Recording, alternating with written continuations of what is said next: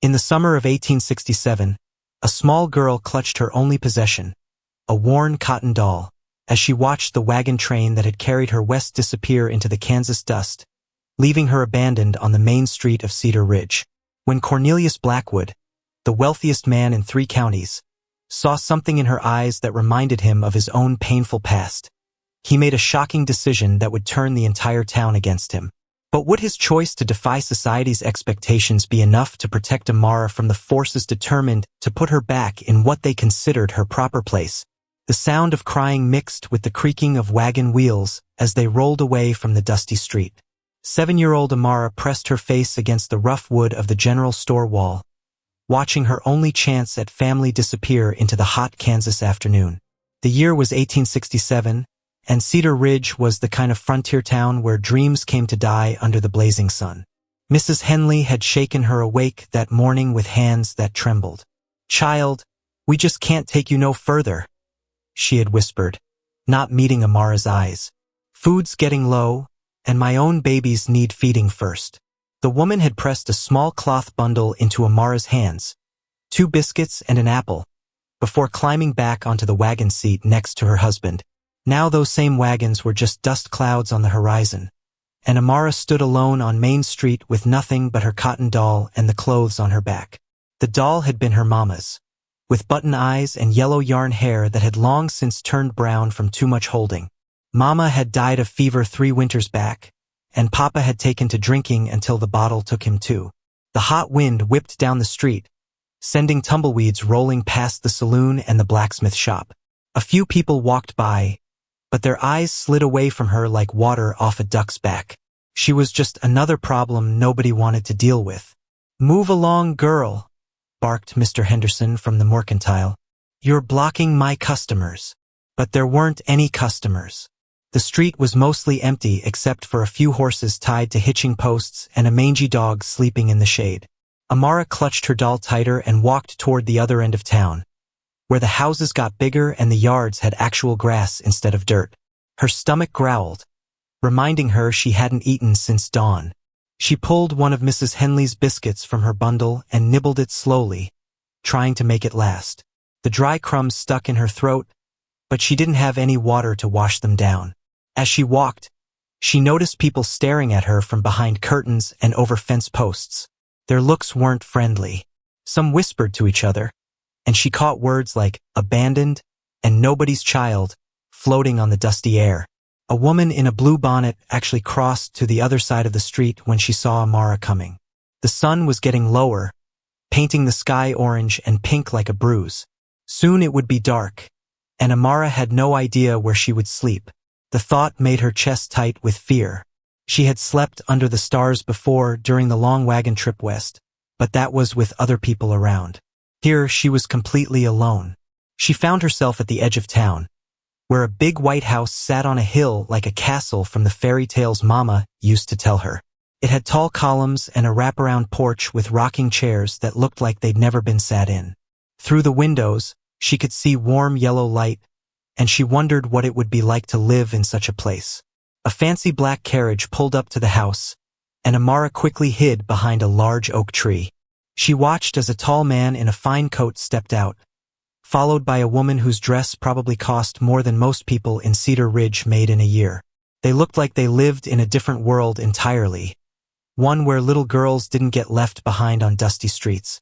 The man said something to the woman that made her laugh, a sound like silver bells.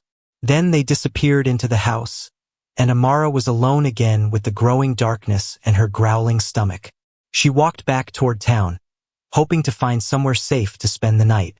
Maybe the church would let her sleep in a pew, or perhaps she could find a barn where the farmer wouldn't notice one small girl curled up in the hay.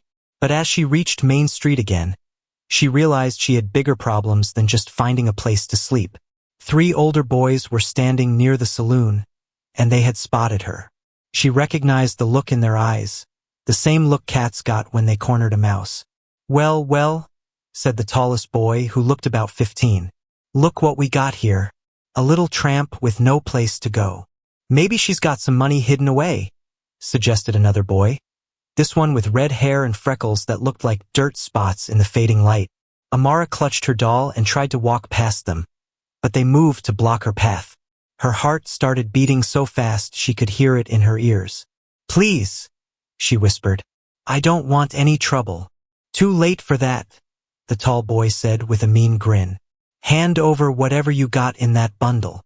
Amara's hands shook as she held her meager possessions closer. The biscuit and apple were all she had left to eat, and the doll was the only thing connecting her to her mama. She couldn't give them up. "I don't have anything you'd want," she said, trying to keep her voice steady. "We'll be the judge of that," the redhead said, reaching for her bundle. That's when Amara did something that surprised even herself. She bit his hand as hard as she could and took off running down the street, her bare feet slapping against the hard-packed dirt. Behind her, she heard the boys shouting and giving chase. She ran past the general store, past the church, past the tiny schoolhouse where she would never get to learn her letters. Her lungs burned and her legs felt like they might give out, but she kept running because she knew what would happen if they caught her. Just when she thought she couldn't run anymore, she rounded a corner and slammed straight into something solid. She bounced backward and landed hard on her bottom, her doll flying from her hands to land in the dust a few feet away. "Easy there, little miss," a deep voice said. "Where's the fire?" Amara looked up to see the same tall man from the fancy carriage, still wearing his fine coat despite the heat. Up close, she could see that his hair was silver at the temples and his eyes were the color of storm clouds. He didn't look angry about being run into, just curious. "I'm sorry, mister," she gasped, scrambling to retrieve her doll. "I didn't mean to." "There she is." The tall boy's voice cut through the evening air. "She bit Tommy." The man's eyebrows went up, and he looked from Amara to the approaching boys with interest rather than alarm. "Did she now?" "Well, I imagine she had good reason. She's just a street rat," the tall boy said when he and his friends caught up. "Got no business being in town." "Is that so?" The man's voice got quieter, which somehow made it more dangerous. "And what business do you boys have chasing a little girl through the streets?" The boys shuffled their feet and looked at each other uncertainly. Apparently, they hadn't expected to run into one of the town's important citizens. "We were just—" "She was," the tall boy stammered. "You were just leaving," the man said firmly. "And if I hear about you bothering this child again, I'll have a conversation with your parents. Do we understand each other?" The boys mumbled something that might have been agreement and hurried away, shooting dirty looks over their shoulders. Amara watched them go, hardly daring to believe her luck. "Now then," the man said, turning back to her, "suppose you tell me what brings you to Cedar Ridge all by yourself." The man's question hung in the air like morning mist, and Amara found herself staring at his polished boots while trying to figure out how to explain her situation. She had learned that adults didn't always like hearing the truth, especially when it made them uncomfortable. "I came with the wagon train," she said finally, her voice barely louder than the evening breeze. "But they had to leave me behind." "Had to?" The man's tone was gentle, but something in it made Amara think he didn't believe that any more than she did.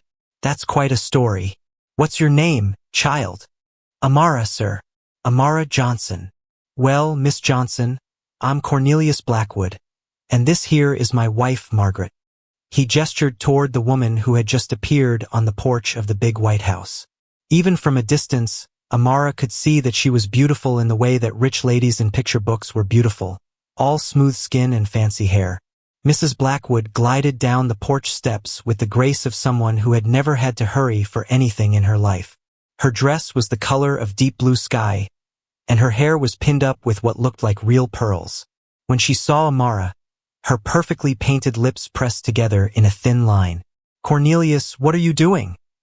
she asked, though her voice was too polite to sound truly upset. "The Weatherbys are expecting us for dinner in an hour." "I know, my dear, but we seem to have encountered a situation that requires our attention." Mr. Blackwood's eyes never left Amara's face. "This young lady has been abandoned by her traveling companions." Mrs. Blackwood's expression softened slightly, but Amara could see the worry in her eyes. "That's unfortunate. Perhaps we should speak to Reverend Matthews about finding her a proper placement." "Perhaps," Mr. Blackwood agreed, but he didn't sound convinced. In the meantime, when did you last eat, Miss Johnson? Amara's stomach chose that moment to growl loudly, answering the question for her. She felt her cheeks burn with embarrassment, but Mr. Blackwood just smiled. I thought as much. Margaret, would you ask Mrs. O'Brien to prepare a plate for our young guest? Cornelius, we really cannot. Mrs. Blackwood began, but her husband's raised hand stopped her. One meal, Margaret. Surely we can spare one meal for a hungry child. Mrs. Blackwood looked like she wanted to argue, but something in her husband's tone made her nod instead. Very well, but then we must discuss arrangements. As Mrs. Blackwood walked back toward the house, her heels clicking on the wooden porch, Amara felt a flutter of hope in her chest. A real meal at a real table in a real house. It seemed too good to be true. Come along then, Mr. Blackwood said, offering her his arm like she was a proper lady instead of a dusty street child. Let's get you fed. The inside of the Blackwood house was even more amazing than Amara had imagined. The floors were polished wood that gleamed like water, and the walls were covered with paper that had tiny flowers printed all over it. There were paintings in golden frames and furniture that looked too fancy to actually sit on. Mrs. O'Brien, the housekeeper, turned out to be a round woman with kind eyes and hands that smelled like bread dough. She took one look at Amara and started bustling around the kitchen, muttering things in what sounded like a foreign language.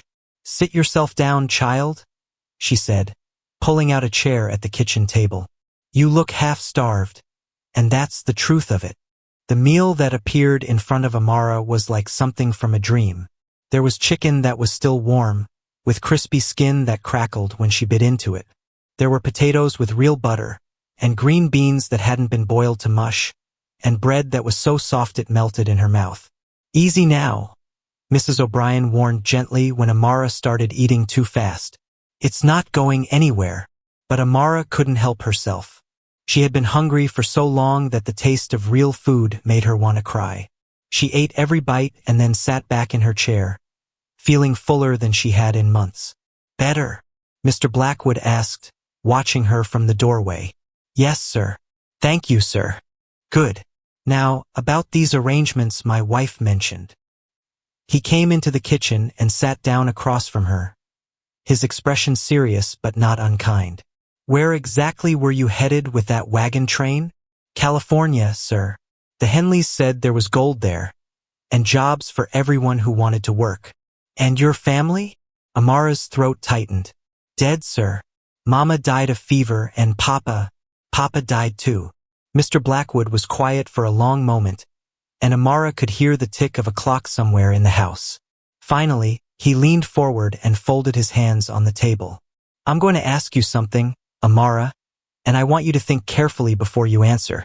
If you could choose anywhere in the world to live, anywhere at all, where would it be? The question surprised her. Adults usually told children what was going to happen to them. They didn't ask for opinions. I don't know, sir, she said honestly. I never thought about choosing before. Well, think about it now. What would make you happy? Amara looked around the warm kitchen, with its smell of good food and its feeling of safety. She thought about Mrs. O'Brien's kind hands and Mr. Blackwood's gentle questions. She thought about having a bed to sleep in every night and enough food to eat every day. Somewhere I belonged, she said finally. Somewhere people wanted me to stay. Mr. Blackwood nodded slowly, and Amara thought she saw something sad flicker across his face. That's a fine answer, child.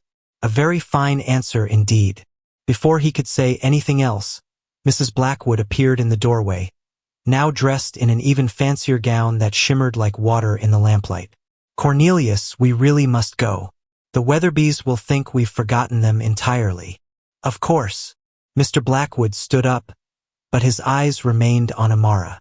Mrs. O'Brien, would you see that Miss Johnson has a proper place to sleep tonight? We'll sort out the details in the morning. Already made up the bed in the small room upstairs, Mrs. O'Brien said with a smile. Clean sheets and everything. Amara could hardly believe what she was hearing. A real bed with clean sheets in this beautiful house. It had to be some kind of mistake. I can sleep in the barn, she said quickly. I don't want to be any trouble. Nonsense, Mr. Blackwood said firmly. You're our guest, and guests sleep in proper beds. As the Blackwoods prepared to leave for their dinner party, Amara followed Mrs. O'Brien up the grandest staircase she had ever seen. The steps were covered with a thick carpet that felt like walking on clouds, and there were paintings on the walls showing scenes of far-off places. The small room turned out to be bigger than the entire cabin Amara had shared with her parents. There was a bed with a quilt that looked hand-sewn, a dresser with a mirror that reflected the whole room, and a window that looked out over the town. There's a wash basin behind that screen, Mrs. O'Brien said, pointing to a painted panel in the corner. And clean nightclothes in the dresser. You get yourself washed up and settled, and I'll check on you before I turn in. Left alone, Amara explored the room like it was a palace. She had never seen such luxury. The wash basin was real porcelain, and the water that came from the pitcher was clean and warm. The nightgown she found in the dresser was made of soft cotton that felt like silk against her skin. As she settled into the bed, her cotton doll clutched in her arms, Amara stared up at the ceiling and tried to make sense of what had happened. That morning, she had been abandoned and alone. Now she was lying in a bed that was probably worth more than most people's entire homes, in a house owned by the richest man in town. But she had learned not to trust good things that came too easily. Tomorrow, Mr. Blackwood would probably take her to the church or find some family to take her in as a servant. Rich people didn't just adopt street children, especially not children who looked like her. Still, for tonight, she was warm and safe and fed. For tonight, she could pretend that she belonged in this beautiful room, in this beautiful house, with these people who had been kind to her. As sleep began to take her, Amara heard the sound of the Blackwoods' carriage returning from their dinner party. She heard their voices in the hallway, too quiet to make out words, but she could tell they were talking about her. Tomorrow would bring decisions and changes and probably goodbye. But tonight, she was home. The sound of breaking glass shattered the morning quiet, followed by angry voices from downstairs. Amara jolted awake in her soft bed, her heart hammering as she recognized the tone of a serious argument. 3 weeks had passed since Mr. Blackwood had taken her in, and she had begun to believe that maybe, just maybe, she might get to stay in this wonderful house forever. This is madness, Cornelius. Mrs. Blackwood's voice carried up the stairs, sharper than Amara had ever heard it. The whole town is talking about us like we've lost our minds. Amara crept to her bedroom door and pressed her ear against the cool wood. She had gotten good at listening to conversations that weren't meant for her ears. It was how children learned whether they were about to be sent away again. Let them talk, came Mr. Blackwood's calm reply, but even his voice sounded tighter than usual. Since when do we make decisions based on gossip? Since that gossip affects our business, our standing in the community, our entire future. Something else crashed, maybe a plate or a cup. Mrs. Henderson refused to serve me at the mercantile yesterday. Me, Cornelius. They treated me like I was carrying some kind of disease. Amara's stomach twisted into knots. She had seen the stairs when Mrs. O'Brien took her to town for supplies. She had heard the whispers that followed them down the sidewalks. People looked at her like she was something that didn't belong, like a wild animal that had wandered into their civilized world. The child needs proper schooling, Mrs. Blackwood continued, her voice getting higher. She needs to be with her own kind, learning skills that will actually serve her in life. You're filling her head with impossible dreams. What kind of dreams are impossible for a bright, eager child? Don't be naive. She's not going to marry a banker or become a teacher or live in a fine house when she grows up. The sooner she learns that, the better off she'll be. Amara felt like someone had punched her in the stomach. Was Mrs. Blackwood right? Had she been fooling herself into thinking she could really belong in this world of fine dresses and proper manners? She tiptoed back to her window and looked out at the town below. Cedar Ridge was waking up, smoke rising from chimneys, people heading to work, children playing in yards. It looked peaceful and normal, but Amara knew that beneath the surface, people were talking about her, judging her, deciding that she didn't fit. A soft knock at her door made her jump. "Come in," she called. quickly smoothing her nightgown and trying to look like she hadn't been listening. Mrs. O'Brien peeked inside, her round face creased with worry. "Morning, sweetheart. Did you sleep well?" "Yes, ma'am." Amara studied the housekeeper's expression, looking for clues about what was really happening downstairs. "Is everything all right?" Mrs. O'Brien came into the room and began straightening things that didn't need straightening, a sure sign that she was nervous. "Well now, there's been some discussion about your future here. Are they sending me away?" The words came out smaller than Amara had intended. "Oh, child." Mrs. O'Brien sat on the edge of the bed and pulled Amara into a warm hug that smelled like cinnamon and soap. "Nobody's sending you anywhere just yet. But Mr. Blackwood thinks it might be good for you to start spending time with other children. Learn some social skills." Amara's heart sank. Other children probably meant children who looked like her, children who knew their place in the world and wouldn't give the Blackwoods any more trouble. "There's a family on the other side of town," Mrs. O'Brien continued carefully. "The Washingtons. They have a daughter about your age, and Mrs. Washington teaches reading and writing to the colored children. Mr. Blackwood thought you might enjoy spending your afternoons there." The way Mrs. O'Brien said it made it sound like a treat, but Amara wasn't fooled. This was the beginning of the end. First afternoon visits, then overnight stays, then a permanent move to where she belonged. "When do I start?" she asked, trying to keep the tears out of her voice. "This afternoon. Mrs. Washington is expecting you after lunch." The morning passed in a blur of lessons with Mr. Jameson, the tutor who came to the house 3 times a week.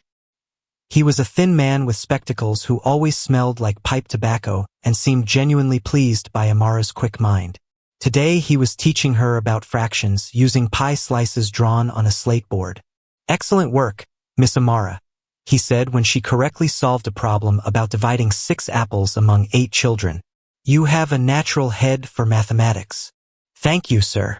But even his praise couldn't lift her spirits. What good was being smart with numbers if she was just going to end up working in someone else's kitchen? After lunch, Mrs. O'Brien walked her across town to a small wooden house with a neat garden and freshly painted shutters. The neighborhood was different here.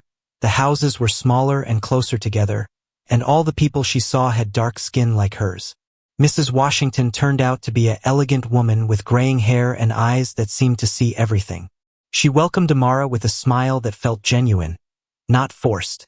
"So you're the young lady everyone's been talking about," she said, inviting them inside.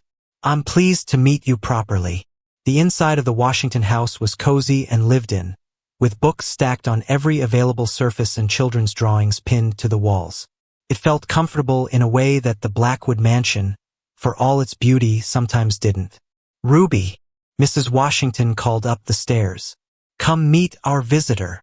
A girl about Amara's age appeared at the top of the stairs, and Amara felt her breath catch. Ruby Washington was everything Amara wished she could be. Confident and graceful, with her hair braided in intricate patterns and a dress that was simple but perfectly fitted. "Hello," Ruby said, coming down the stairs with the easy movement of someone who had never doubted her place in the world. "Mama says you live in the big house on the hill." "For now," Amara said quietly. Ruby studied her with curious eyes. "Must be strange, living with white folks." "Ruby," Mrs. Washington scolded gently. "Mind your manners." "It's all right," Amara said. "It is strange sometimes." That seemed to satisfy Ruby, who grinned and grabbed Amara's hand. "Want to see my room? I've got a whole collection of pressed flowers." The afternoon flew by faster than Amara had expected. Ruby was funny and smart and full of stories about the other children in the neighborhood. She didn't seem impressed by Amara's fancy clothes or the fact that she lived in the biggest house in town. She treated her like just another girl, which was both refreshing and confusing. "My mama teaches all the colored children to read," Ruby explained as they looked through her flower collection. "She says education is the only thing nobody can take away from you." "Do you think that's true?" "I don't know. But I figure it can't hurt to be smart, right?" When it was time to go home, Mrs. Washington walked Amara to the front door. "You're welcome here anytime, child. Ruby could use a friend who challenges her thinking." "Thank you, ma'am." And Amara? Mrs. Washington's voice was gentle but serious. Don't let anyone tell you what you can or can't become. The world is changing, slowly but surely. You just make sure you're ready when it does. The walk back to the Blackwood house felt longer than usual. Amara's mind was spinning with everything she had seen and heard. The Washington family lived differently than the Blackwoods, with less money and fewer fancy things, but they seemed just as happy. Maybe more so. When she arrived home, she found Mr. Blackwood waiting in the parlor with a serious expression on his face. Mrs. Blackwood sat across from him, her embroidery in her lap but her hands still. "Ah, Amara, how was your visit with the Washingtons?" "Nice, sir. Ruby is very smart, and Mrs. Washington is kind." "Good, good." He gestured for her to sit down, and Amara perched on the edge of a velvet chair, her back straight the way Mrs. O'Brien had taught her. "Amara, we need to have a serious conversation about your future," Mr. Blackwood began. "There are some people in town who have concerns about our arrangement." Amara's heart started beating faster. Here it came, the polite explanation of why she couldn't stay, wrapped up in pretty words that were supposed to make her feel better about being unwanted. "What kind of concerns, sir?" Mr. Blackwood exchanged a look with his wife before answering. "They feel that you might be happier living with a family that shares your background. They think it would be better for everyone involved." "Do you think that, sir?" The question seemed to surprise him. He leaned back in his chair and studied her face carefully. "What I think, Amara, is that you deserve to make your own choices about your life. But you're still young, and there are practical matters to consider. Such as your education, for one thing. Mr. Jameson can only teach you so much. You'll need formal schooling if you want to make something of yourself. But the school here won't take me." It wasn't a question. Amara had seen the school building and the children who attended it.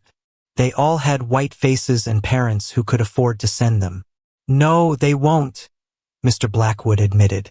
"But Mrs. Washington runs an excellent school for colored children.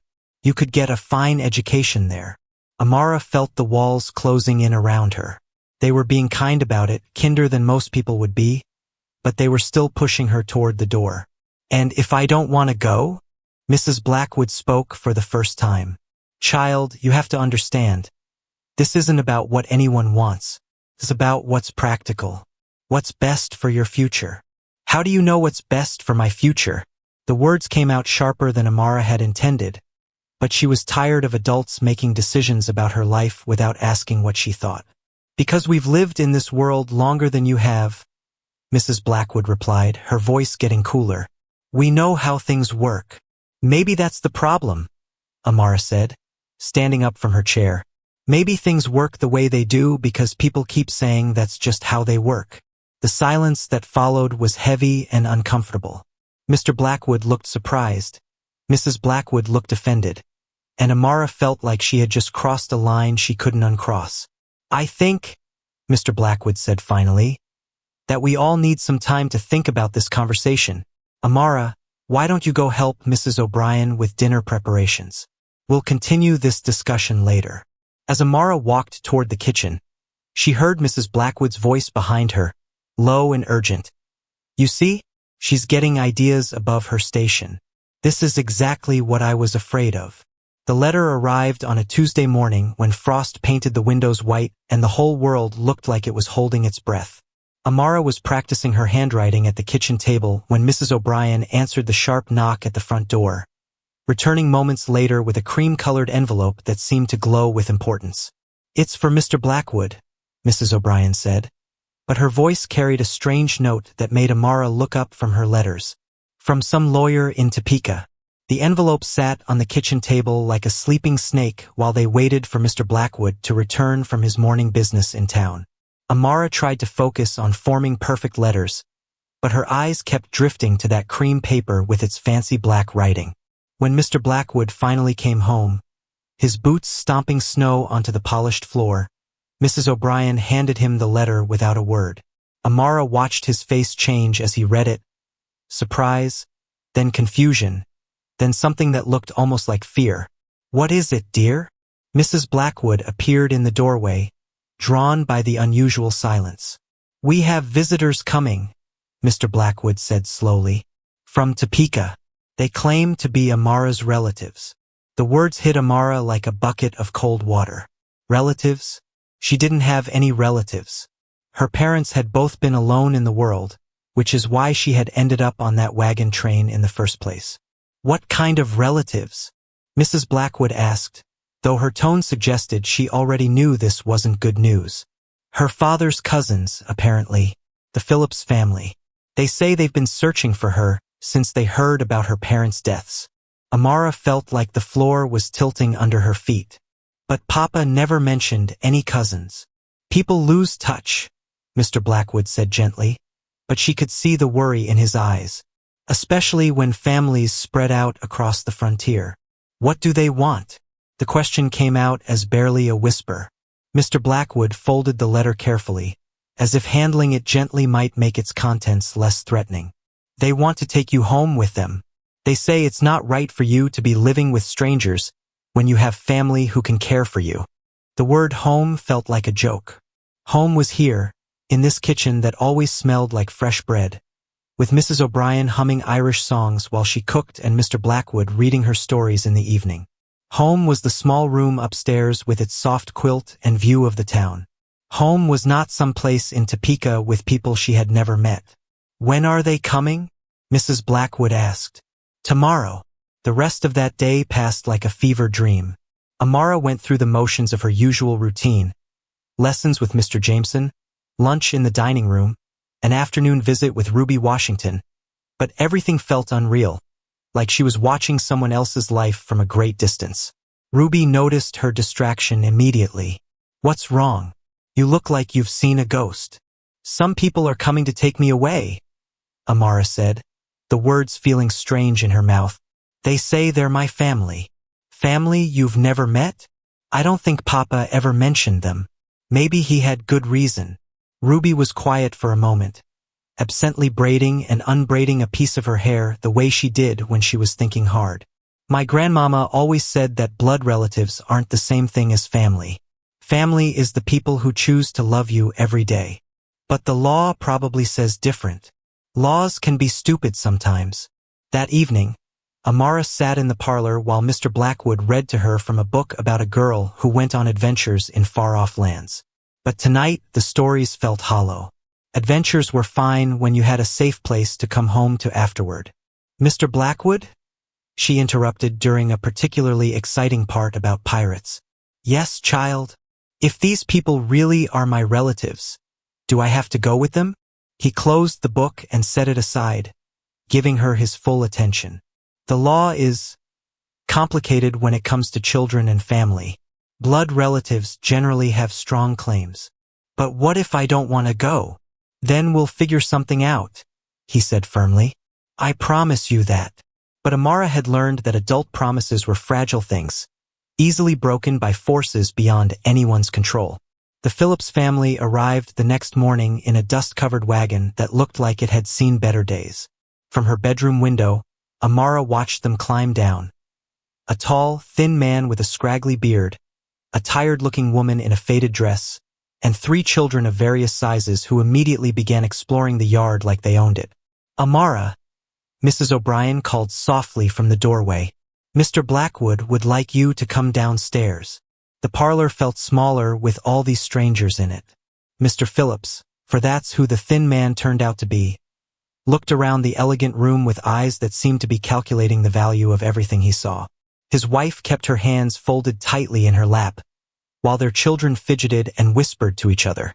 "Well now," Mr. Phillips said when Amara appeared, "you must be little Mary." "Her name is Amara," Mr. Blackwood corrected politely. "Mary's her Christian name," Mr. Phillips said with a wave of his hand. "Amara's just some fancy nonsense her folks picked up somewhere. We'll get her straightened out." Amara felt her temper flare. Her name wasn't nonsense. It was the name her mother had chosen, the name that connected her to love and memory. But she bit her tongue and waited to see what else these strangers had planned for her life. "We're mighty grateful you folks took her in." Mrs. Phillips spoke for the first time, her voice thin and weary. "Must have been quite a burden." Amara has been no burden at all, Mrs. Blackwood said coolly. She's been a delight to have in our home. That's real nice, Mr. Phillips said, though his tone suggested he didn't believe it. But blood's blood, and she belongs with her own people. We've got a nice setup in Topeka. Good Christian household where she'll learn proper values. What kind of values? Mr. Blackwood asked. Hard work, respect for authority, knowing her place in God's plan. Mr. Phillips's eyes narrowed slightly. Seems like maybe she's been getting some high and mighty ideas living here. That's not good for a girl like her. Amara felt something cold settle in her stomach. She had heard that tone before from adults who thought children should be seen and not heard, who believed that some people were just naturally meant to serve others. I'd like to speak with Amara privately, Mr. Blackwood said suddenly. If you don't mind. Mr. Phillips looked like he minded very much, but he couldn't exactly refuse without seeming unreasonable. 5 minutes, he said. Then we need to be getting back on the road. Mr. Blackwood led Amara out to the garden, where late autumn roses still bloomed despite the frost. They walked in silence for a moment before he stopped beside the fountain that had been dry since September. Tell me honestly, Amara, do you want to go with these people? No, sir. But do I have a choice? There might be options. Legal options. He paused, seeming to weigh his words carefully. But they would require significant changes to our current arrangement. What kind of changes? The kind that would make you officially part of this family. Permanently. Amara's heart leaped, but she tried to keep her voice steady. You mean adoption? I mean exactly that. But it would create difficulties. Social complications. Business problems. Your Mrs. Blackwood is already concerned about how people view our household. And you? What do you think? Mr. Blackwood was quiet for a long moment, staring at the empty fountain as if it might hold answers. I think, he said finally, that I've grown quite fond of having a daughter who asks challenging questions and refuses to accept that the world can't be better than it is. Even if it causes you trouble? Especially then. They walked back to the house together, and Amara felt something shift inside her chest. Not quite hope, but the possibility of hope. Mr. Blackwood had said daughter, and the word seemed to hang in the air between them like a promise. But when they returned to the parlor, they found Mr. Phillips examining the silver tea service with obvious appreciation while his children ran their hands over the velvet furniture. Fine things you got here, he said to Mr. Blackwood. Must cost a pretty penny to maintain a place like this. We manage, Mr. Blackwood replied dryly. I'm sure you do. Now, about the girl's belongings. She won't be needing those fancy dresses where she's going. Probably best to leave them here. Her belongings go with her? Mrs. Blackwood said sharply, surprising everyone including herself. Mr. Phillips shrugged. Suit yourself. Though I can't imagine where she'd wear such finery on a working farm. Working farm? Mr. Blackwood's voice went very quiet. Course. Girl her age needs to learn responsibility. We got plenty of work to keep her busy. Cooking, cleaning, looking after the younger ones. Build her character. Amara felt the world tilt around her. These people didn't want a daughter or even a niece. They wanted a servant who came for free. I see, Mr. Blackwood said, and something in his tone made everyone in the room go still. And her education? What's she need book learning for? Better she learns practical skills that'll serve her in life. That's when Amara knew with absolute certainty that Mr. Blackwood was never going to let these people take her anywhere. The look on his face was the same one he'd worn when those boys had been chasing her that first night. Protective and dangerous and completely unmovable. I'm afraid there's been a misunderstanding, he said politely. Amara won't be leaving with you today. Now see here. Mr. Phillips started to bluster. No, you see here. Mr. Blackwood's voice cut through the noise like a knife. I've heard quite enough about your plans for this child's future, and I find them completely unacceptable. She's our kin. Then where were you when her parents died? Where were you when she was wandering the frontier with strangers? Where were you when she was abandoned on a street corner with nothing but the clothes on her back? Mr. Phillips's mouth opened and closed like a fish, but no words came out. "I thought so," Mr. Blackwood continued. "You'll be leaving now, and if you attempt to return or make trouble for this family, you'll find that I have considerable influence in territorial legal matters." As the Phillips family gathered their things and prepared to leave, Mr. Phillips shot one last venomous look at Amara. "You think you're better than your own blood," he said. "But the world's got a way of reminding people where they belong." After their wagon disappeared down the road, the house felt strangely quiet. Amara sat in the parlor, still trying to process everything that had happened. Mrs. Blackwood eventually joined her, settling into her usual chair with an expression Amara couldn't quite read. "Well," she said finally, "that was unpleasant." "Yes, ma'am." "Amara, I owe you an apology. I've been so worried about what other people might think that I forgot to consider what you might need." Amara looked up, surprised.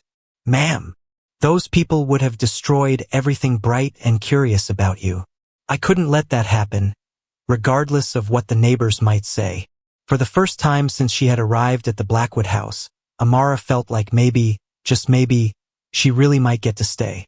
The fire started in the middle of the night, 3 weeks after the Phillips family had driven away in their rattling wagon.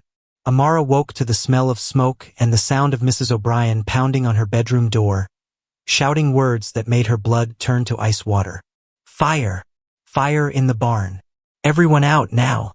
Amara stumbled from her bed, her bare feet hitting the cold floor as orange light flickered outside her window. She could hear Mr. Blackwood's voice bellowing orders somewhere below, and the terrified whinnying of horses trapped in the burning building. By the time she reached the front yard, half the town seemed to have appeared with buckets and ladders. The barn was completely covered in flames that reached toward the star-filled sky like angry fingers.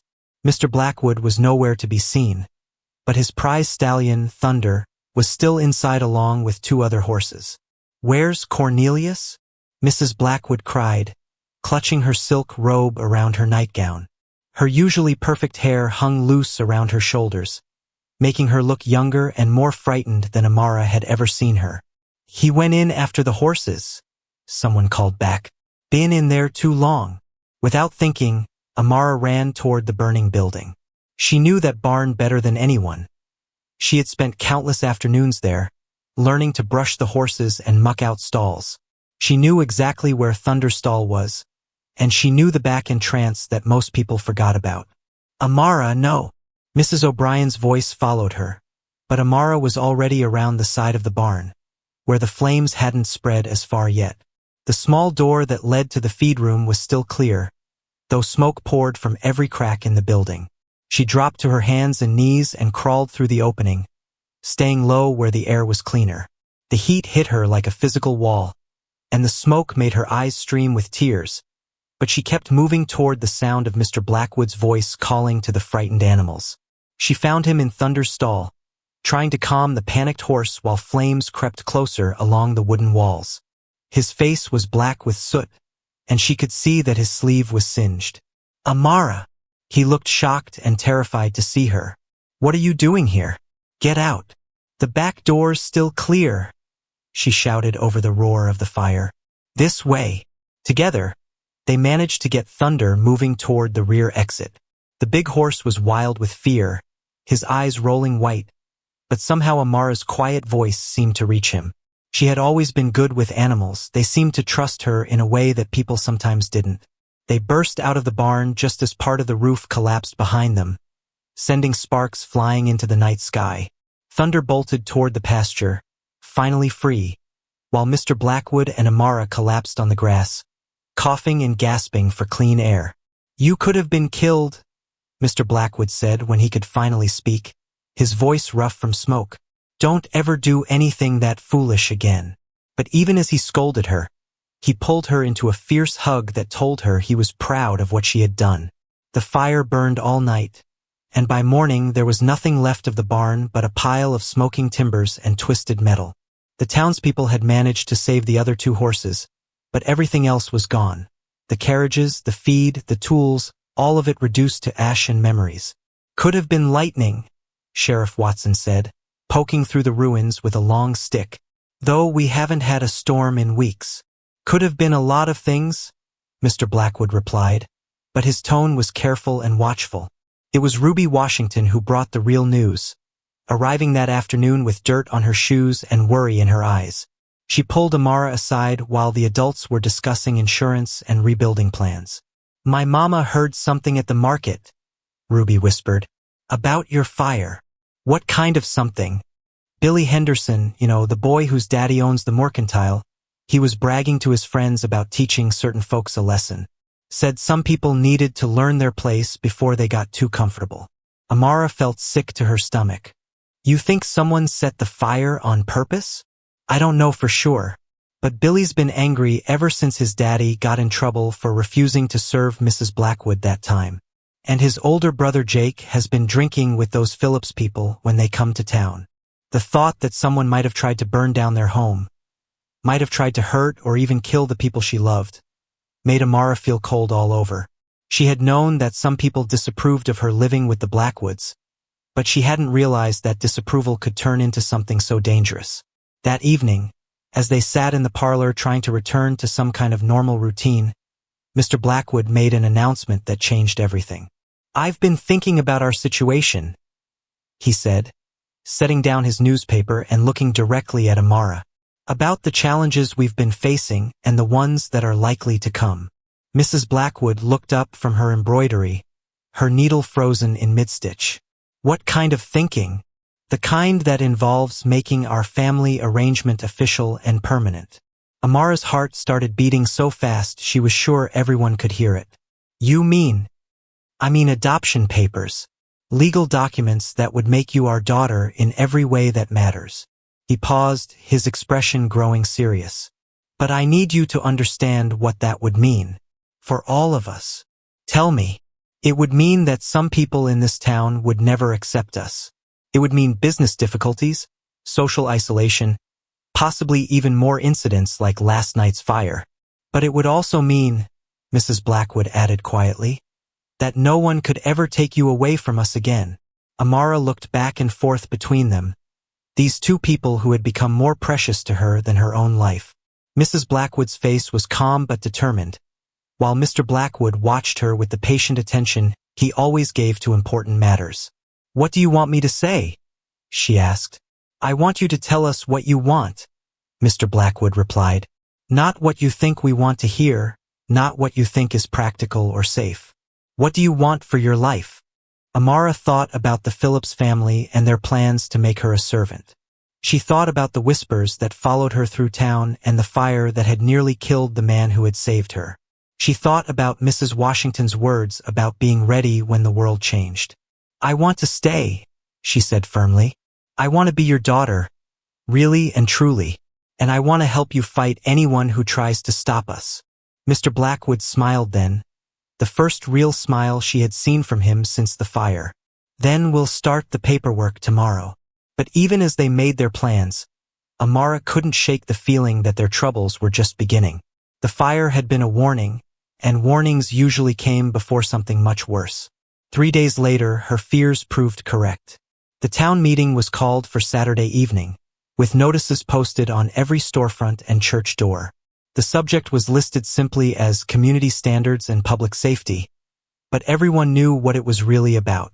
"You don't have to come," Mr. Blackwood told Amara as they prepared to leave the house. "This might get unpleasant." "If they're talking about me, I should be there," she replied, straightening her best blue dress and checking her appearance in the hallway mirror. The church was packed when they arrived, with people standing along the walls and crowding into the aisles.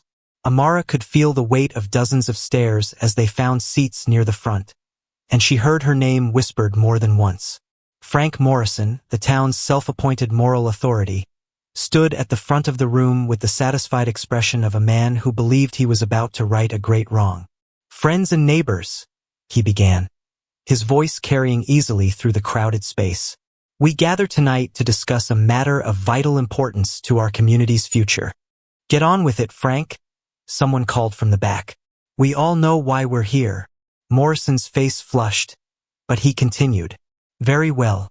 We're here because one of our most prominent citizens has chosen to adopt a child whose presence in his household has become a source of division and discord. Her name is Amara, Mr. Blackwood said quietly, but his voice somehow reached every corner of the room. And she's done nothing wrong. The child herself isn't the issue, Morrison replied smoothly. The issue is the precedent being set. If we allow this arrangement to continue, what message does that send? What other boundaries might be crossed? Mrs. Henderson, the mercantile owner's wife, stood up from her seat in the third row. My family came to Kansas to build a proper community, she said, her voice shaking with emotion. A place where our children could grow up with good Christian values and clear moral guidance. How can we provide that guidance when the town's wealthiest family openly flouts social order? A murmur of agreement rippled through the crowd, but Amara also heard a few voices raised in disagreement. The town was splitting right down the middle, with friends and neighbors choosing sides based on things she didn't fully understand. Furthermore, Morrison continued, recent events suggest that this situation has become a danger to public safety. The fire at the Blackwood property could have spread to neighboring buildings. We can't allow personal choices to put the entire community at risk. That's when Amara understood. They were blaming her for the fire, making it seem like her presence had somehow caused the danger instead of the hatred that had actually sparked the flames. She stood up before she could lose her nerve. May I say something? The room went dead silent. Morrison looked like he had swallowed something sour, but he couldn't refuse without seeming unfair. I suppose, briefly. Amara walked to the front of the room, her legs shaking but her voice steady. She had learned a lot about public speaking from watching Mr. Blackwood conduct business, and she used every lesson now. My name is Amara Johnson, she began, looking out at the sea of faces. Some of you know me, some of you only know what others have told you about me. But I want you to know who I really am. She told them about losing her parents, about being abandoned by the wagon train, about the kindness that Mr. and Mrs. Blackwood had shown her. She told them about her lessons with Mr. Jameson and her friendship with Ruby Washington. She told them about learning to read and write and do mathematics, about dreams of maybe becoming a teacher someday. I'm not asking you to like me, she said finally. I'm not even asking you to accept me. I'm just asking you to let me try to become the best person I can be, in the only home I've ever known. When she finished, the silence stretched on for what felt like hours. Then, slowly, Mrs. Patterson from the bakery began to clap. One by one, others joined her, until about half the room was applauding while the other half sat with stony faces and crossed arms. Thank you, child, Morrison said when the noise died down. But this isn't really about you. It's about maintaining the stability and order that allows communities like ours to thrive. That's when Dr. Matthews, the only doctor for 50 miles, stood up from his seat near the back. Frank, with all due respect, you're talking nonsense. His voice carried the authority of a man who had delivered half the babies in town and saved the other half from various illnesses and injuries. That girl has more sense and character than some adults I could mention. If we're going to start judging people based on their actions instead of their circumstances, she'd come out ahead of most of us. The room erupted into arguments and debates that lasted well past midnight. In the end, no official decision was made, but the lines were clearly drawn. Some people would support the Blackwoods' choice, some would oppose it, and some would simply try to stay out of the fight altogether. As they walked home under the starlit sky, Amara realized that the real battle was just beginning. The newspaper arrived on Monday morning like a bomb wrapped in ordinary paper, its headlines screaming words that made Amara's world tilt sideways. Mrs. O'Brien brought it to the breakfast table with trembling hands, her usually rosy face pale as winter snow. Wealthy family adopts colored child. The front page declared in letters large enough to read from across the room. Scandal rocks frontier community. Mr. Blackwood took the paper calmly, but Amara could see his jaw tighten as he read the article aloud. The reporter had interviewed half the town, collecting quotes that painted the Blackwoods as either saints or fools, depending on who was talking. It's an act of Christian charity that should inspire us all, he read, quoting Dr. Matthews. Mr. Blackwood has shown what it means to care for the least among us. But then came the opposing voices. This sets a dangerous precedent. From Frank Morrison. What's next? Mixed marriages? Colored children in our schools? Where does it end? The worst quote came from Mrs. Henderson. That child may seem sweet now, but you can't change nature. She'll grow up thinking she's something she's not, and that never ends well for anyone. Amara felt each word like a physical blow. These people were talking about her life, her future, her worth as a human being, as if she were some kind of object to be debated rather than a real person with feelings and dreams. Don't let it bother you, Mrs. Blackwood said gently, though her own hands shook as she poured coffee. Newspapers love controversy. They'll find something else to write about soon enough. But Mrs. Blackwood was wrong. The story spread like wildfire, picked up by papers in larger cities and commented on by people who had never even heard of Cedar Ridge. Letters began arriving from strangers. Some supportive, some hateful, all treating the Blackwood family like characters in some grand drama rather than real people trying to live their lives. The supportive letters came mostly from other families who had adopted children, or from people who believed strongly in equality and justice. You are pioneers, wrote a woman from Boston. History will remember your courage. The hate mail was harder to read. That child will bring nothing but trouble to your family, warned a man from Missouri. Send her back where she belongs before it's too late. But it was the letter from a lawyer in Topeka that caused the most concern. He represented the Phillips family, and he had some disturbing news about their legal rights as Amara's blood relatives. They're challenging the adoption, Mr. Blackwood explained after reading the letter twice. They claim I used my influence to circumvent proper procedures. Did you? Amara asked, though she wasn't sure she wanted to know the answer. I may have expedited certain paperwork, he admitted. But everything was legal and properly filed. The legal challenge meant trips to the territorial courthouse, meetings with expensive lawyers, and long days of uncertainty. It also meant that Amara's status remained unclear. She wasn't quite a Blackwood yet, but she was no longer just a house guest either. During this limbo period, something unexpected happened. The controversy that was tearing Cedar Ridge apart began attracting attention from the outside world. A reporter from the Kansas City Star arrived to write a follow-up story, followed by representatives from various church groups and social organizations. Most surprising of all was the visit from Miss Clara Barton, the famous nurse who had worked during the war. She came to town quietly, without fanfare, and asked to meet with Amara privately. They sat in the garden behind the house, where late roses still bloomed despite the approaching winter. Miss Barton was smaller than Amara had expected, with graying hair and kind eyes that seemed to see everything. I've been following your story in the newspapers, she said without preamble. It reminds me of other children I've met. Children who found themselves at the center of larger battles they didn't ask to fight. What happened to them? Amara asked. Some thrived. They used the attention to create opportunities for themselves and others. Some were crushed by the weight of expectations and hatred. Miss Barton paused, studying Amara's face carefully. The question is, which kind of child are you? I don't know yet. That's an honest answer. But I'll tell you what I see when I look at you. I see intelligence, courage, and determination. I also see someone who cares deeply about the people who have shown her kindness. Yes, ma'am. Those are the qualities that change the world, Amara. Not wealth or connections or social position. Character. And you have character in abundance. Miss Barton's visit had an unexpected effect on the town. Her reputation was so great that even people who opposed the adoption found it hard to criticize someone she had endorsed.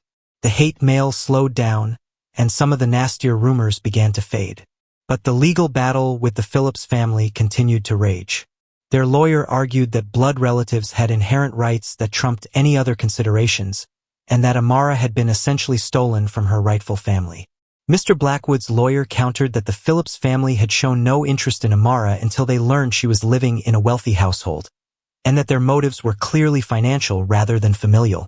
The case was set to be heard by Judge Harrison, the territorial judge who traveled a circuit that included Cedar Ridge. He was known to be fair but strict, and his decisions carried the weight of territorial law. What happens if we lose? Amara asked Mr. Blackwood the night before the hearing. They were sitting in his study, where the walls were lined with law books and the air smelled of pipe tobacco and leather. It was the room where he made all his important decisions, and tonight he looked older than she had ever seen him. We won't lose, he said firmly. I won't let that happen. But what if we do? He was quiet for a long moment, staring at the fire crackling in the grate. Then we'll find another way. There are other territories, other states. We'll go somewhere that judges children by their character rather than their circumstances. You'd leave Cedar Ridge? Your business, your home, everything. Amara, you are my family now. Everything else is just details. The hearing was held in the Cedar Ridge Community Hall, since the courthouse wasn't large enough to accommodate all the people who wanted to attend. It seemed like the entire town was there, along with visitors from neighboring communities who had come to see how this unusual case would be decided. Judge Harrison was a tall, stern man with a white beard and eyes that missed nothing. He listened patiently as both lawyers presented their arguments, occasionally asking questions that cut straight to the heart of the matter.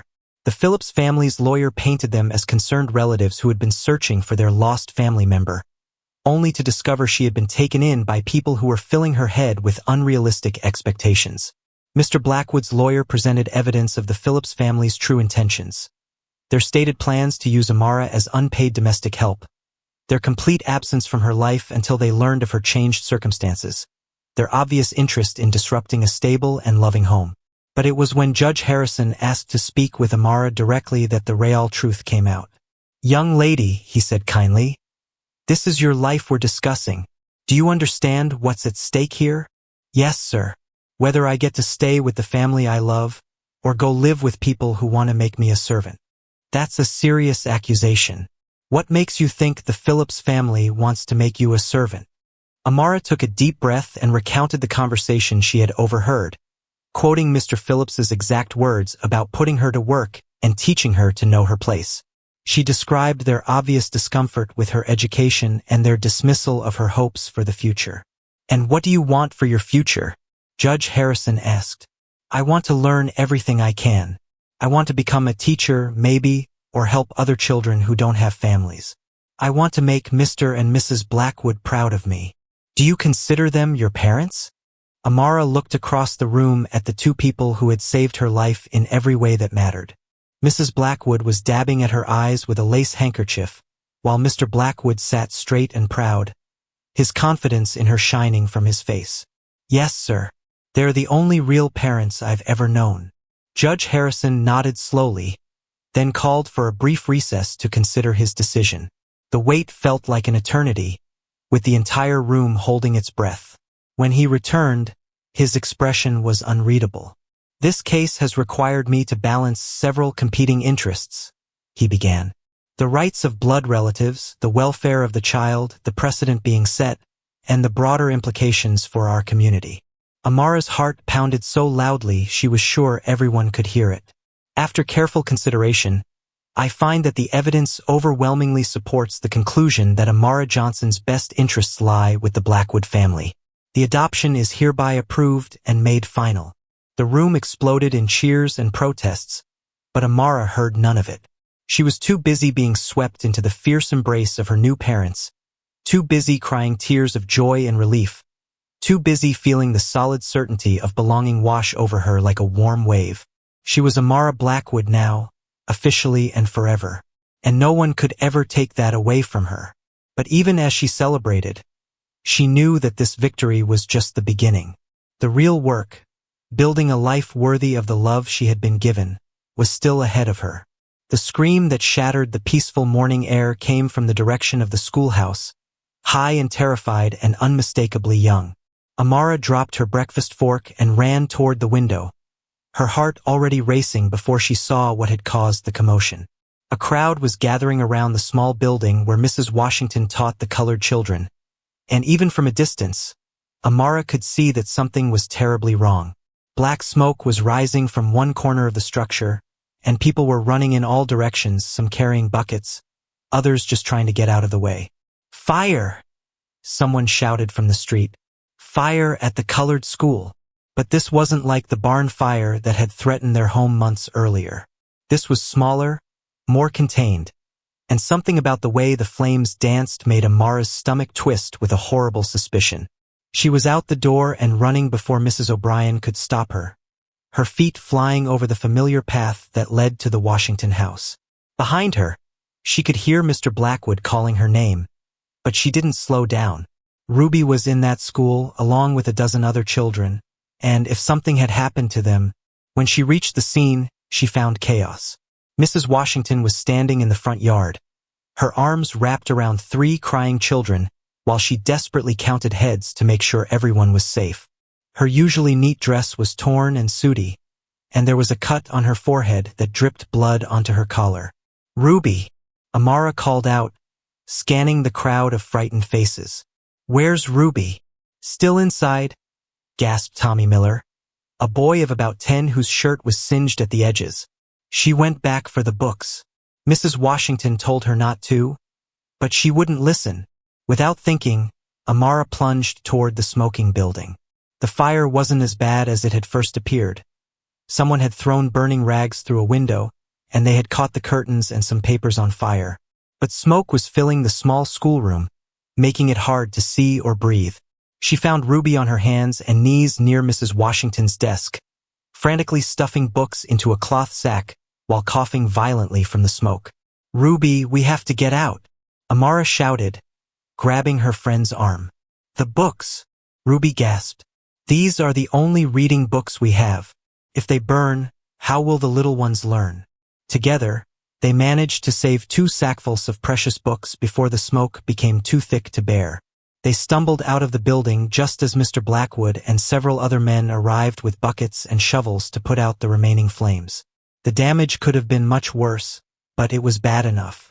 The schoolroom would need new windows, new curtains, and repairs to the walls where the fire had scorched the wood. More importantly, the attack had shaken everyone's sense of safety. "Who would do such a thing?" Mrs. Washington asked, her voice barely above a whisper as she surveyed the damage. Children were in there, small children who never hurt anyone. Sheriff Watson arrived to investigate, but his examination of the scene was perfunctory at best. He poked around the broken window, made a few notes in a small book, and declared that it was probably just boys playing pranks that got out of hand. "Pranks?" Mrs. Washington's voice rose with indignation. "Someone threw burning rags into a building full of children, and you call it pranks?" Now, the sheriff said uncomfortably. "I'm not saying it was right. I'm just saying there's no point in getting all worked up over what was probably just foolishness." But Amara had noticed something the sheriff either missed or chose to ignore. Among the burned rags, she had spotted a piece of cloth that looked familiar, blue and white checked fabric that she had seen somewhere before. It wasn't until later that evening, when she was helping Mrs. O'Brien fold laundry, that she remembered where she had seen that pattern.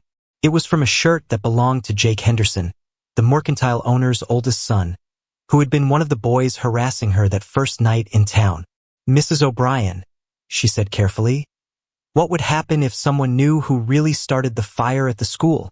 The housekeeper looked up from the shirt she was folding, her Irish eyes sharp with concern. "That would depend on who that someone was, and how certain they were of their facts." "What if they were very certain?" "Then they'd have a choice to make, wouldn't they? Between keeping quiet and staying safe, or speaking up and risking trouble." That night, Amara lay awake staring at the ceiling and wrestling with the hardest decision she had ever faced. She could identify Jake Henderson as the likely culprit, but doing so would mark her as someone who caused trouble for white families. The Henderson family had already made their dislike of her situation clear, and accusing their son of arson would make her even more enemies. On the other hand, if she stayed quiet, whoever had attacked the school might try something worse next time. And next time, someone might get hurt or killed. The answer came to her in the form of a conversation she overheard 2 days later, when she was walking past the mercantile on her way to visit Ruby. Jake Henderson was talking to his friend Billy Morrison, Frank Morrison's nephew, and their words made her blood run cold.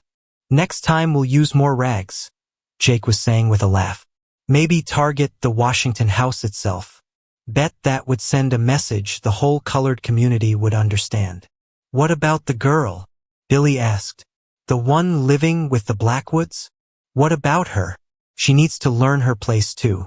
Maybe a little scare would help her remember where she really belongs. Amara pressed herself against the wall of the building, her heart pounding as she listened to them plan more attacks. They weren't just talking about scaring people anymore. They were talking about real violence against families who had done nothing wrong except exist in a town that some people wanted to keep all white. That evening, she made her choice. Mr. Blackwood, she said, finding him in his study after dinner. I need to tell you something important. He set aside his newspaper and gave her his full attention, the way he always did when she had something serious to say. What is it, daughter? The word daughter still gave her a little thrill every time he used it, but tonight it also reminded her that she had responsibilities that came with being part of this family. She told him everything about recognizing the fabric, about overhearing Jake Henderson's conversation, about the plans for future attacks. Mr. Blackwood listened without interrupting, his expression growing darker with each detail. You're certain it was Jake Henderson? He asked when she finished. Yes, sir. I saw that shirt when his mother brought it to be repaired at the tailor shop. And I heard him talking about doing it again. Mr. Blackwood was quiet for a long moment, drumming his fingers on the desk in the pattern he used when he was thinking through a complicated problem. Amara, you understand what this means? If we accuse the Henderson boy, we'll be starting a war with one of the most influential families in town. Yes, sir. But if we don't, more people might get hurt. And you're willing to face the consequences of that war? Amara thought about Ruby risking her life to save books. She thought about Mrs. Washington's cut forehead and the terror in the young children's eyes. She thought about the conversation she had overheard, and the promise of worse things to come. Yes, sir. I am. The confrontation came the next morning, when Mr. Blackwood and Sheriff Watson appeared at the Henderson Mercantile with questions that could not be ignored or brushed aside. Amara watched from across the street as the sheriff emerged from the store with Jake Henderson in tow, the young man's face red with anger and embarrassment. This isn't over, Jake shouted as he was led away. You people think you're so high and mighty, but we'll see about that. His father, Mr. Henderson, appeared in the doorway of his store, his face twisted with rage. When he spotted Amara watching from across the street, he pointed a shaking finger in her direction. This is all her fault, he bellowed. That girl has brought nothing but trouble to this town since the day she arrived. Word of Jake Henderson's arrest spread through Cedar Ridge like spilled water, seeping into every corner and crevice of the community. By evening, the town was divided more sharply than ever before. Some people were horrified that a young man from a respectable family would attack a school full of children. They rallied around Mrs. Washington and offered money to help repair the damage. Others were furious that a colored girl's word had been taken over that of a white family's son. They gathered in small groups on street corners and in the saloon, their voices growing louder and angrier as the night wore on. Mark my words, Frank Morrison declared at an impromptu meeting behind the church. This is just the beginning. That girl has gotten too big for her britches, and now she thinks she can point fingers at her betters. But it was Mrs. Henderson's reaction that proved most dangerous. She appeared at the Blackwood house the next morning, her face streaked with tears and her voice shaking with fury. How dare you? She screamed at Mrs. Blackwood when the door was opened. How dare you let that creature destroy my son's reputation with her lies? Mrs. Henderson, please calm yourself, Mrs. Blackwood replied, though her own voice was strained. Amara simply told the truth about what she saw and heard. The truth? From her kind. Mrs. Henderson's laugh was bitter and ugly. Everyone knows they'll say anything to cause trouble for decent white folks. That's when Amara appeared at the top of the stairs, drawn by the shouting. Mrs. Henderson's eyes fixed on her with a hatred so pure it seemed to burn the air between them. You? She hissed. You think you're so clever, don't you? Think you can hide behind the Blackwood name and cause trouble for your betters? I was just trying to protect the children, Amara said quietly. Protect them? You're the reason they're in danger in the first place. Your very presence in this town is an insult to every decent family trying to raise their children properly." Mrs. Henderson's voice rose to a shriek that could probably be heard 3 blocks away. "You mark my words, girl. This isn't over. Not by a long shot. You'll regret the day you ever thought you could play at being something you're not."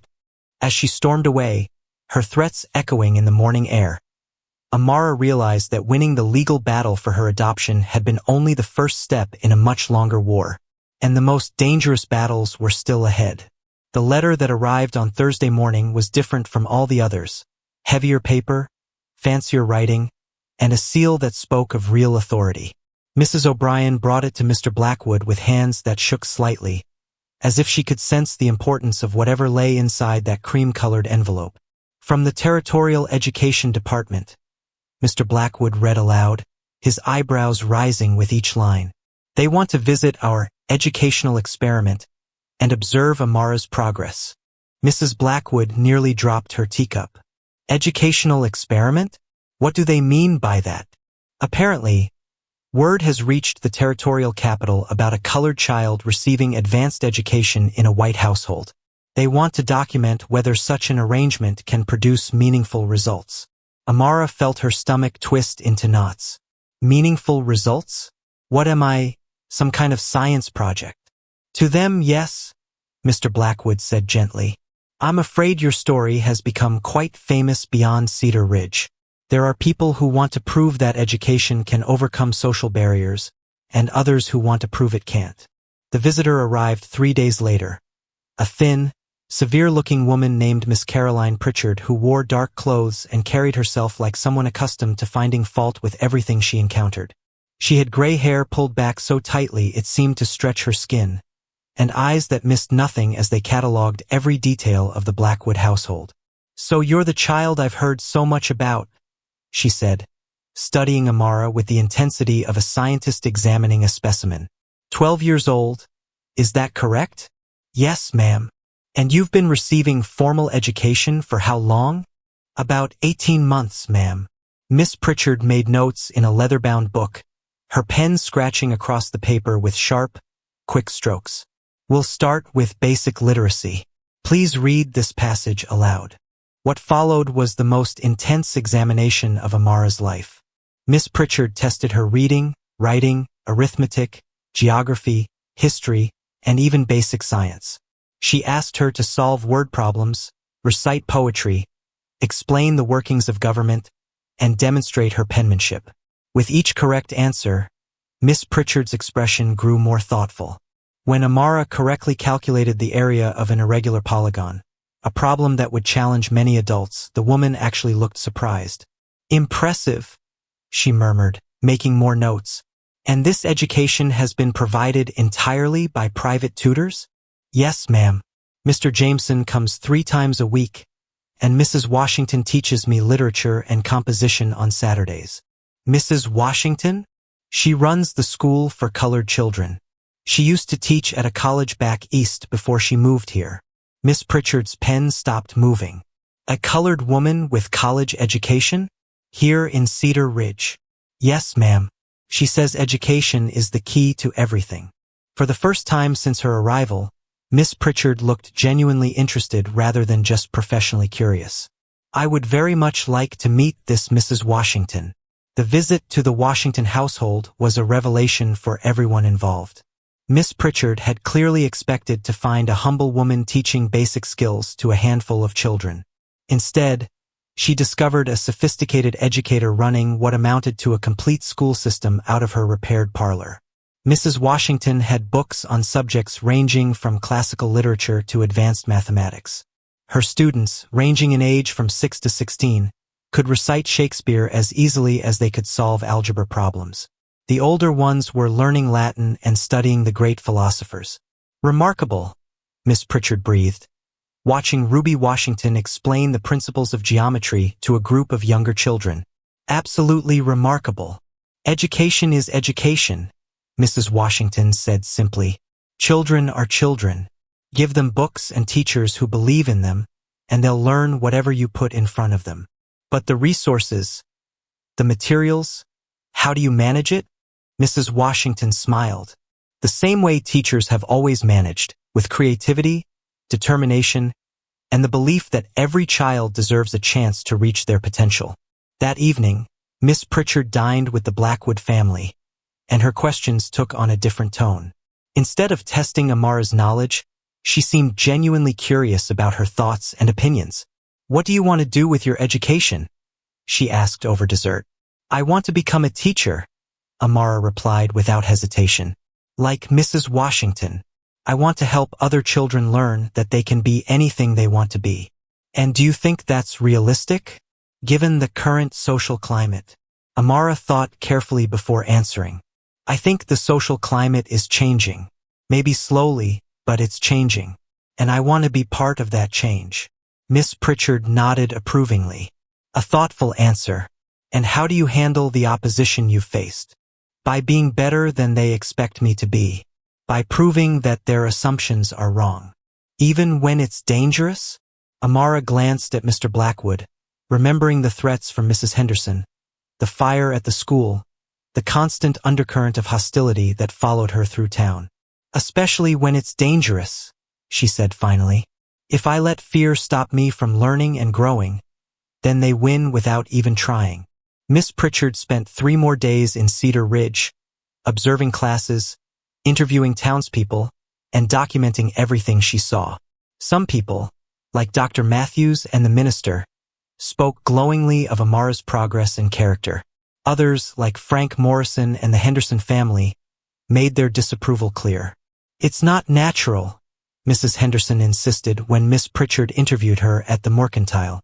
"Filling that girl's head with ideas above her station will only lead to heartbreak and trouble." "What kind of trouble?" Miss Pritchard asked mildly. "She'll never be accepted in white society, no matter how much book learning she gets. And now she's too educated to be content with her own people. You're creating someone who doesn't fit anywhere." But when Miss Pritchard spoke with the colored families in town, she heard a different story. They spoke of hope and inspiration, of children who were working harder in school because they had seen what was possible. "My son never cared much for reading before," said Mr. Johnson, who worked at the blacksmith shop. "But now he sees that Amara girl doing algebra and Latin, and he wants to learn everything he can. She's shown him that education isn't just for white children." On her final evening in town, Miss Pritchard called Amara aside for one last conversation.